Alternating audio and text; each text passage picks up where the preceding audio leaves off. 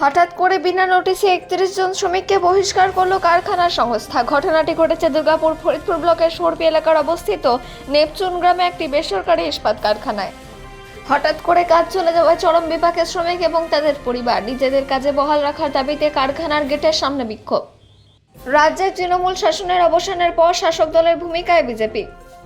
বিগত বিধানসভা ভোটের ফল ঘোষণা ঠিক পরের দিনই রহস্যজনকভাবে কারখানা সংস্থা তার সংস্থায় কর্মরত 31 জন শ্রমিককে বিনা নোটিশে বহিষ্কার করেছেন বলে দাবি। সোমবার নিজেদের কাজ ফিরে পেতে কারখানার গেটের সামনে ছেলে, বউ ও পরিবার নিয়ে হাজির শ্রমিকরা। শ্রমিকদের এই আন্দোলনকে তাদের পাশে সাথ দিতে দেখা গেল সিপিআইএম এর শ্রমিক সংগঠন সিআইটিইউকে। কারখানা থেকে বহিষ্কৃত শ্রমিক অজয় বাউরিয়া, সুভাষ রুইদাসরা জানান তারা কোনো রাজনৈতিক দল করেন না।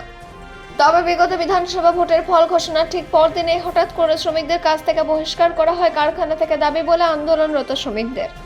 তারা বলেন তারা বুঝতেই পারছে না ঠিক কী কারণে তাদের বহিষ্কার করা হলো। এর পেছনে রয়েছে কি কোনো রাজনৈতিক উদ্দেশ্য, ভাবাচ্ছে সকলকে। শ্রমিকদের আন্দোলনে পাশে থাকা সিআইটিইউ নেতা রঞ্জিত মুখার্জি বলেন, রাজনৈতিক উদ্দেশ্যে প্রণোদিতভাবে এই গরিব শ্রমিকদের অন্যায়ভাবে বিনা নোটিশে তাদের কাছ থেকে বহিষ্কার করা হয়েছে। হতাশ শ্রমিকরা বিভিন্ন রাজনৈতিক দলের কাছে গিয়েও কোনো সদর্থক উত্তর না পেয়ে আমাদের কাছে আসে। আমরা অসহায় শ্রমিকদের আন্দোলনের পাশে রয়েছি বলে জানান রঞ্জিত বাবু। শ্রমিক নেতা আরও বলেন যে তাদের কাজ থেকে বরখাস্ত করা হয়েছে। তারা কেউ এই কারখানায় একেবারে জন্মলগ্ন থেকে কাজ করছেন, কেউ 6 বছর, কেউ 8 বছর ধরে কারখানায় কর্মরত, কিন্তু হঠাৎ কোনো কারণ ছাড়াই তাদেরকে বহিষ্কার করা হলো কেন? তিনি বলেন, এই বিষয়ে কারখানার মালিক থেকে শুরু করে বিভিন্ন প্রশাসনিক দপ্তরে অভিযোগ জানানো হয়েছে। যদি এই শ্রমিকদের তাদের কাজে বহাল না করা হয় তাহলে আগামী দিনে আরো বৃহত্তর আন্দোলন হবে কারখানা চত্বরে বলে হুঁশিয়ারি দেন শ্রমিক নেতা।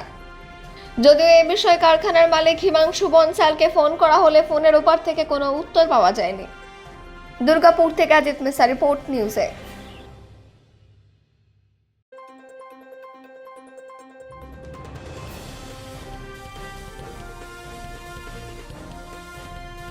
দীর্ঘত আমরা 7 বছর কাজ করেছি এবং রাজনৈতিক যে গেছিল কোনো রেজাল্ট 4 তারিখ পর থেকে আমাদের আজ 21 তারিখ হয়ে গেল।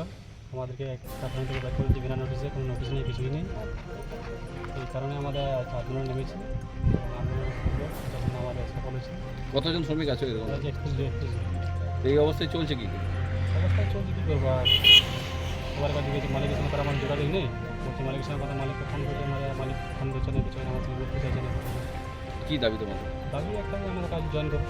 কী নাম আপনার? আমার নাম অজয় বাবু।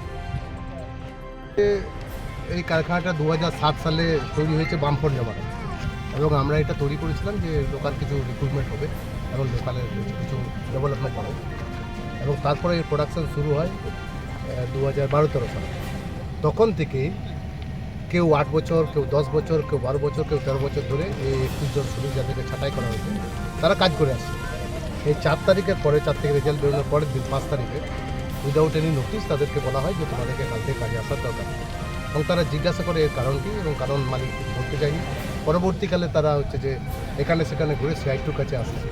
আমরা সিআইটির পক্ষ থেকে, জেলা সিআইটির পক্ষ থেকে আমরা মাননীয় জেলা শাসক, মাননীয় এসডিও, মাননীয় assistant level commissioner, labour commissioner, মাননীয় ভিডিও, মাননীয় ওসি সকলকে এবং হচ্ছে মালিককে সকলকে ফোন করি। এরপর রাইটিং হচ্ছে রাজনৈতিক কারণে কি ছাঁটাই করা হয়েছে? জামাদি এটা রাজনৈতিক কারণে ছাঁটাই কিনা এখন বলতে পারবো না, তবে হচ্ছে যে মালিক পক্ষ অত্যন্ত অন্যায় করেছে, যেখানে ID act, labour laws, factory act কোনো অ্যাক্টকেই মানেনি, বিনা নোটিশে ছাঁটাই করেছে। যে কারণেই করুক এর অন্যায় আমরা মানব না। সিআইটিও সিদ্ধান্ত নিয়েছে যে আমরা ততক্ষণ পর্যন্ত আন্দোলন চালিয়ে যাবো যতক্ষণ না পর্যন্ত এদের রিজয়েনিং হচ্ছে।